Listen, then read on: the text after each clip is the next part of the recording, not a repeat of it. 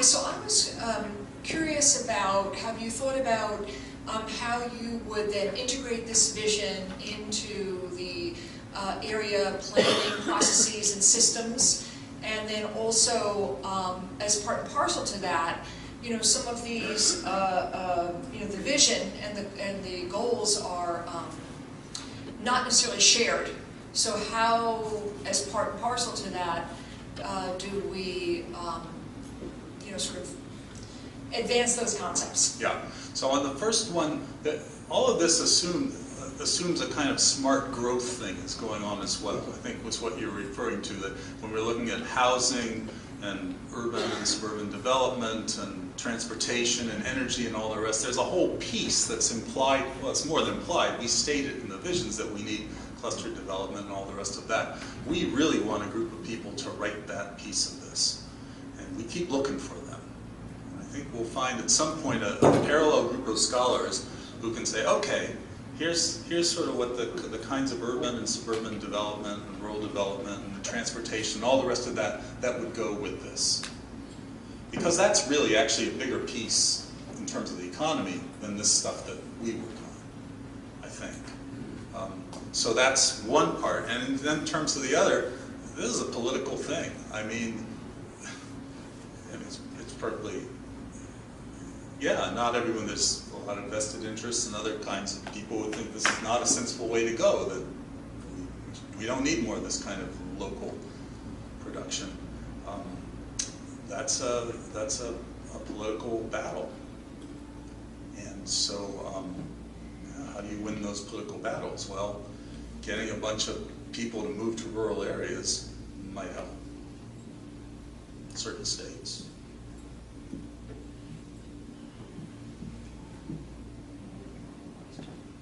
You had someone, oh. I'm pretty loud, but I'll wait for you. Get our exercise. I had a question about population growth. Yes.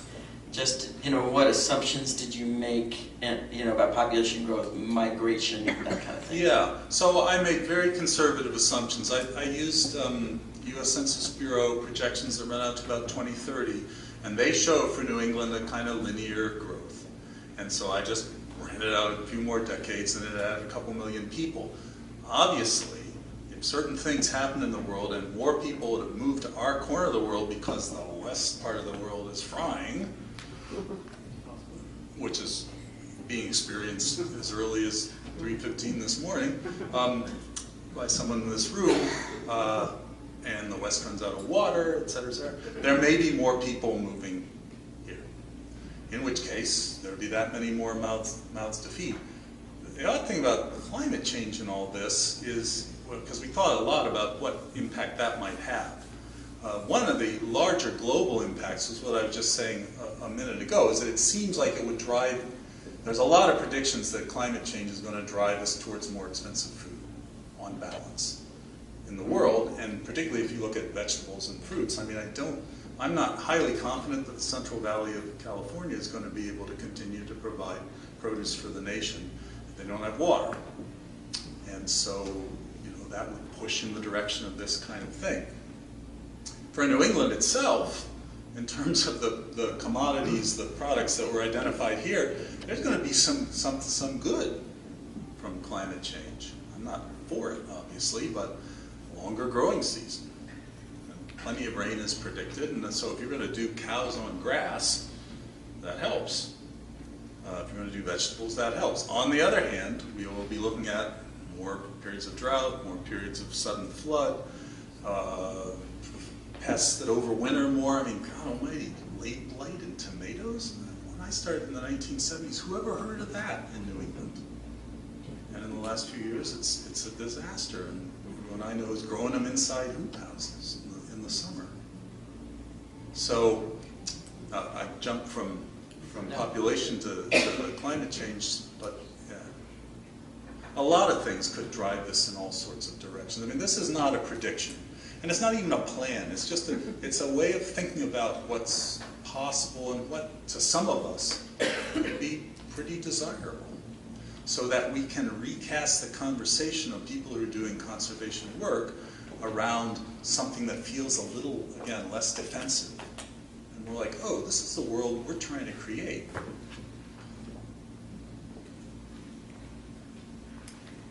I have a question about the role of the federal government into the future to help achieve this vision. Do you think that we're going to be facing a carbon tax and eventually, notwithstanding where we're at right now, but thinking 20, 30 years out, is that something that would drive us towards this vision? The food would get more expensive from California, etc. And what is the role of USDA in this transition? So, okay, I'm kind of a New Deal Democrat kind of guy, as you can more or less tell, and so I think there should be a powerful role for the federal government in this. I thought there, like a lot of us, there was going to be a carbon tax about 10 years ago. It's begun, there wasn't. So, yeah, I mean, I think there needs to be a powerful federal role in this to level the playing field. Eventually, policy at both federal and state levels, it basically is rewarding sustainable use of the land and somehow punishing or holding back destructive use. Because, I mean, again, this is, well, we could debate this for a long time, but I mean, food is as cheap as it is because it has a lot of externalized costs. It has externalized environmental costs, like the dead zone in the Gulf of Maine. It has externalized labor costs, because farmers and farm laborers aren't making enough money. It had, and anyone else in the food system. It's got externalized health costs that are a result of the way we eat. So we have to figure out ways of putting those back in, and a lot of that comes down eventually to policy, and that comes down to winning some very big political fights. And it has externalized costs on communities. I mean, as you know here, the way we've been producing food so efficiently, in a narrow sense, in this country for 100 years, has just destroyed rural communities. Huge price has been paid there. So, yes, federal government, that means, obviously, well, you know what that means. People running the government. So, I don't know.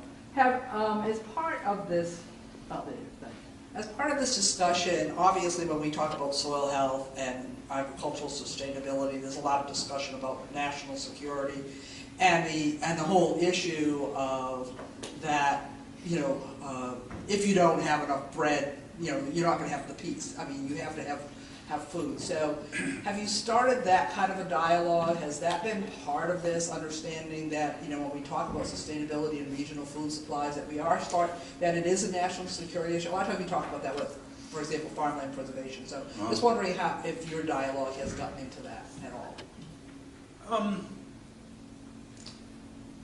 This country is so rich in land and food that for it to really be a security issue, I'm not sure about it, but and maybe just in the sense that our kind of industrial society is based on this assumption and actually the realization of quite a large quantity of fairly cheap food. So I don't know if it's a security issue within in the way you mean, within our country, unless there were a catastrophe. It certainly is in other parts of the world. I don't know, that's a long, tricky sort of question.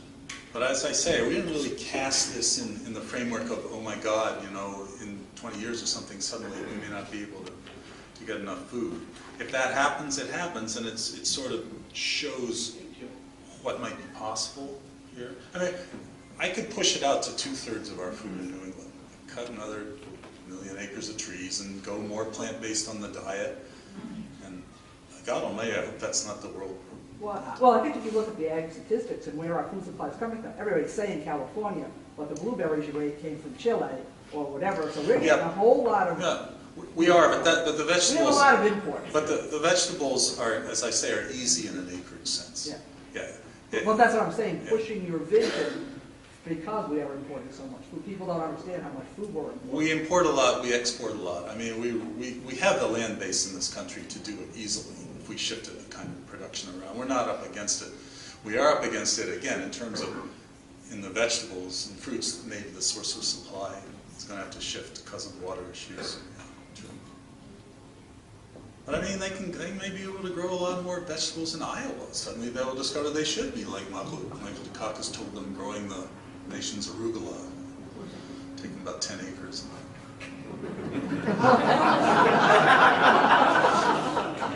No, that was the thing that was the matter with that idea, you know. We do this intensive agriculture here, and it works kind of well, but it's just, you know, you could grow all the arugula you need in Iowa, literally in a parking lot somewhere in Des Moines.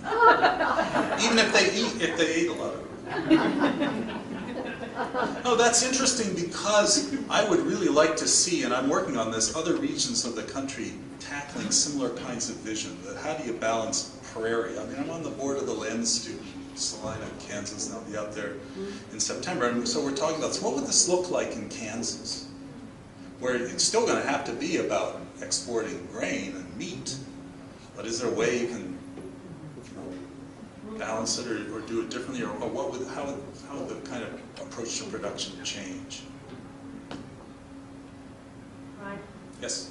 When you did your food projections and stuff, did you take, like talking about the fruits, did you take into account, which I'm assuming you did, the different ways that they're growing apples now? I mean, for instance, the little short trees that are having to be tied up versus the great Sure. big sprawling trees that I'm assuming they're going to those because they make more apples per acre. Right. Maybe that's not a safe assumption. No, that's a safe assumption. So, More efficient ways. yeah, more efficient. So, yeah, that might mean you need a little bit less acreage to do apples that way. I mean, but what we did was take current yields kind of towards the high end for this. So we didn't want to make big assumptions about, oh, we'll produce much more per acre. But we wanted to keep that part of the calculation fairly conservative and down the middle. So there is some room for those kinds of efficiency improvement. I was pretty conservative on the big part of it, which was the pasture for cows. I mean, I got 3 acres for every cow in there. I got 2 acres of pasture. She's a Jersey, so her production is lower, but her butter fat's higher. I mean, we worked this through trying to figure all that out. So some of those changes could shift it around a little bit, but it's not going to make a huge swing.